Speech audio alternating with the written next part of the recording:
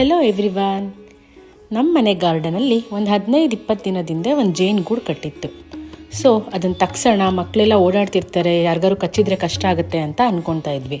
ಆದರೆ ಎಲ್ಲರೂ ಅಂದರು ಮನೇಲಿ ಕಟ್ಟಿದರೆ ಒಳ್ಳೆಯದು, ತೆಗೆಸ್ಬೇಡಿ ಅಂತ.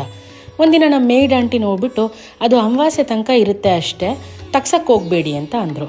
ಅದೇ ಹಿಂಗೆ ಅಮಾವಾಸ್ಯೆ ದಿನವೇ ಹೋಗುತ್ತೆ ಅಂತ ನಾನು ಅನ್ಕೊತಾ ಇದ್ದೆ. ಹೇಗಿದ್ರು ಇವತ್ತು ಅಮಾವಾಸ್ಯೆ ಆಗಿದ್ದರಿಂದ ಸರಿ ಆಂಟಿ ಹೇಳ್ದಂಗೆ ಏನಾರು ಆಗಿದೆಯಾ ನೋಡೋಣ ಅಂತ ಬಂದರೆ ನಿಜವಾಗ್ಲೂ ಒಂದೇ ಒಂದು ಜೇನು ಇಲ್ದಂಗೆ ಎಲ್ಲ ಜೇನುಗಳು ಹೋಗ್ಬಿಟ್ಟಿದೆ. ಸೊ ಯಾರೋ ಹೇಳಿದರು ಜೇನುತುಪ್ಪ ಉಳ್ಕೊಂಡಿದ್ರೆ ಮನೆಗೆ ಒಳ್ಳೇದು ಅಂತ. ಸರಿ ನೋಡೋಣ, ಕೈ ಹಾಕೋಣ ಅಂದರೆ 1-2 ಹುಳ ಕಾಣಿಸ್ತಾ ಇದೆ ನೋಡಿ. ಅದು ನೋಡಿ ಭಯ ಆಗಿಬಿಡ್ತು.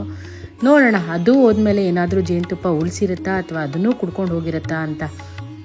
ಎವ್ರಿ ಡೇ ಬಂದು ನೋಡ್ತಾ ಇದ್ದೆ, ಒಂಥರ ಮನಸ್ಸಿಗೆ ಖುಷಿ ಆಗೋದು. ಆದರೆ ಇವತ್ತಿಂದ ಖಾಲಿ.